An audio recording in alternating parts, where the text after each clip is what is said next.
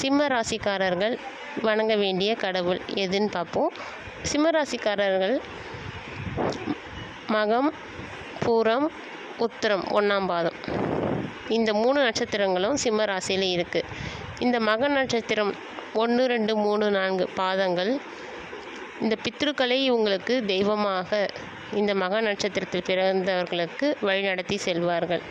அப்போது இந்த மக நட்சத்திரக்காரர்கள் பார்த்திங்கன்னா அந்த வீட்டுடைய 7 முன்னோர்களின் 7 தலைமுறை எல்லா பேரையும் நம்ம பாட்டன் பூட்டன் எல்லா பேரையும் நம்ம தெரிஞ்சு வச்சுக்கிட்டு அவங்களுக்கு கண்டிப்பாக தர்ப்பணம் கொடுத்து தொடர்ந்து வழிபாட்டு செய்ய வேண்டும். அவர்கள் ஒரு அமாவாசை கூட விடாமல் காக்காய்க்கு சோறு வச்சு அவர்களுக்கு நீர் விட்டு வணங்கி இந்த அமாவாசை ஒரு 5 பேருக்காச்சும் வெளியே ஏழை எளியோருக்கு கை கால் ஊனமுற்றவர்களுக்கு ஏதோ உணவு வாங்கி நீர் கூடையே கண்டிப்பாக நீர் கொடுக்கணும். உணவு மட்டும் கொடுக்கக்கூடாது, நீர் சேர்த்து வாங்கி கொடுத்து செஞ்சு வந்தீங்கன்னா இதுவே மக நட்சத்திரக்காரர்களுக்கு வணங்க வேண்டிய கடவுள் மிக சிறப்பாகவே இருக்கும்.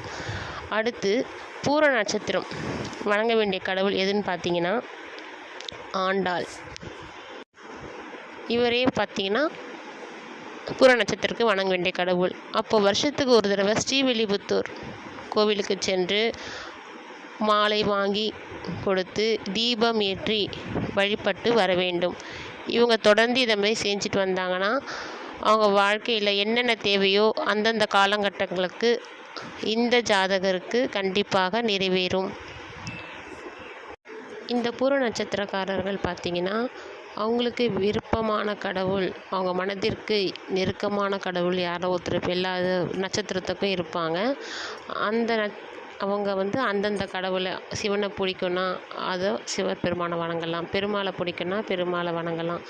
அதை விட விசேஷம் பார்த்திங்கன்னா இந்த பூர நட்சத்திரக்காரர்கள் பெருமாளையும் ஐயப்பனையும் வணங்கி வந்தால் மிக சிறப்பு. நமக்கு இந்த பாத யாத்திரை மாதிரி போகிறாங்க பாருங்கள், பெருமாளுக்கும்